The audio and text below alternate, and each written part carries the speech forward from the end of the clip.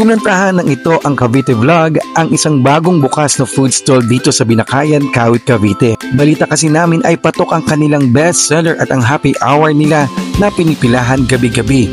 Ito ang Chow Silog. Kung pamilyar ka sa Binakayan Palengke dito sa Kawit, Cavite, makikita mo rito ang malaking signage ng Chow Silog, tapat lang ng TGP at malapit sa Jollibee Kawit.